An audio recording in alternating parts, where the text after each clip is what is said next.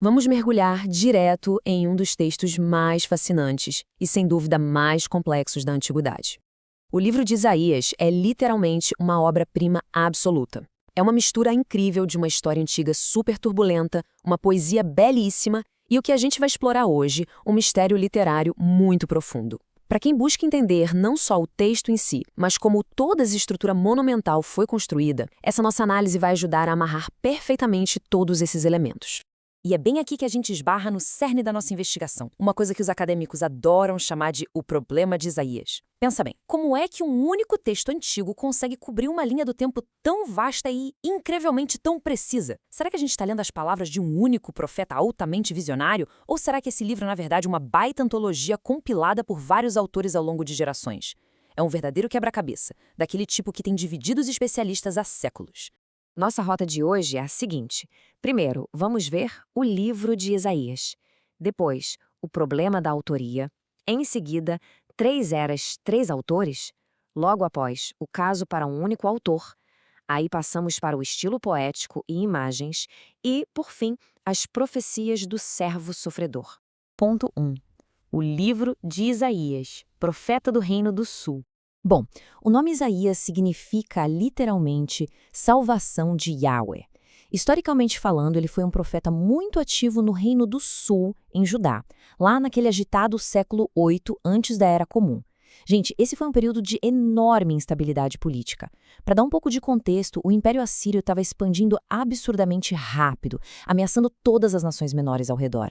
E Isaías estava lá, atuando exatamente durante os reinados de reis importantíssimos de Judá, como Uzias e Ezequias. Ele estava bem ali, no centro do poder, constantemente alertando os líderes sobre alianças políticas perigosas e sobre o declínio moral da nação. Parte 2. O problema da autoria de Isaías, o pai dos debates de autoria do Antigo Testamento. Olha que curioso, já no século XII, comentaristas judeus de peso como Ibn Gequilata e Ibn Ezra começaram a questionar se todo aquele texto ali pertencia a uma só pessoa. Hoje em dia, o meio acadêmico é quase que rachado ao meio. De um lado, a gente tem os divisionistas. Eles olham para aqueles saltos temporais gigantescos no livro e chegam à conclusão de que não tem jeito, deve haver múltiplos autores. Do outro lado da moeda, temos os conservadores. Eles batem o pé a favor da unidade do texto, argumentando que um único autor profético seria totalmente capaz de fazer essas profecias preditivas. Então, no fundo, esse é um debate sobre a própria natureza de como a gente lê a história e a profecia. Número 3. 3 eras, 3 autores, o argumento histórico.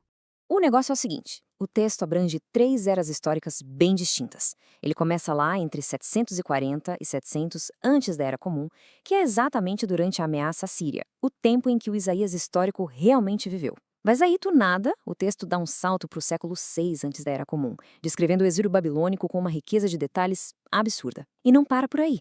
Ele salta de novo para o período entre 550 e 333, detalhando a reconstrução de Jerusalém sob o domínio persa. Chega até a mencionar o rei Ciro pelo nome, muito, mas muito antes dele nascer. Para os eruditos críticos, prever eventos séculos no futuro soa meio improvável, o que leva muitos deles a categorizar o livro em 3 autorias completamente distintas. E essa divisão histórica toda vem acompanhada por uma mudança dramática de tom. O chamado Proto-Isaías foca pesadamente no julgamento e em alertas. Depois, quando chegamos no capítulo 40, o Deutero-Isaías muda o disco radicalmente para uma mensagem super confortante e cheia de esperança para os exilados. Por fim, o Trito-Isaías já lida com a restauração, tanto física quanto espiritual, de um povo que está voltando para sua terra. São essas mudanças abruptas de foco e de circunstância que formam toda a base daquele argumento divisionista que a gente acabou de ver. Seção 4.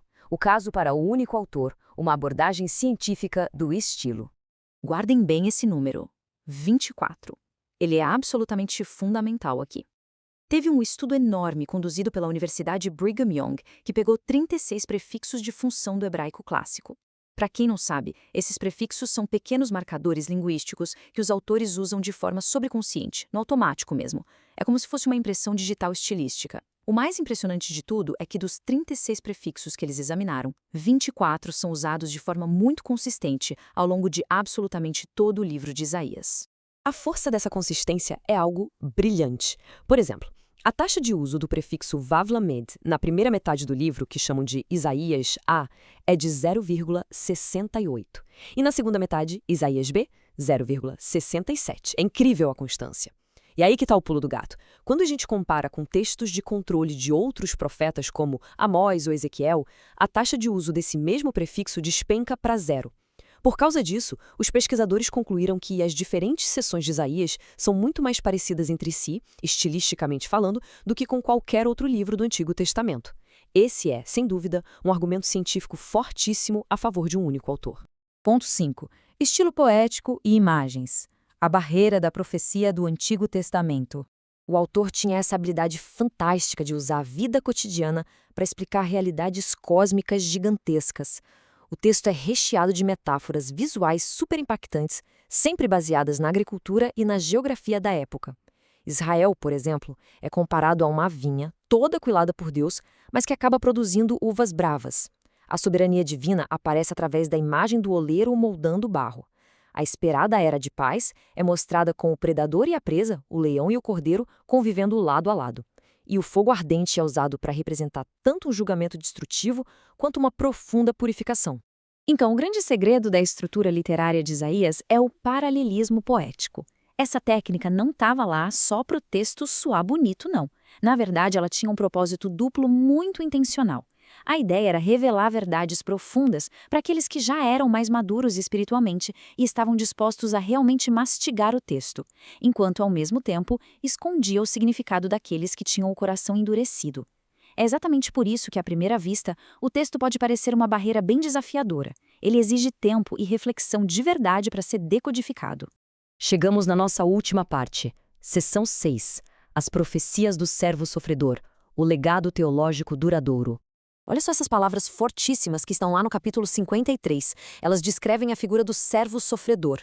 Essa é, sem exageros, uma das passagens mais significativas e exaustivamente analisadas de toda a literatura bíblica.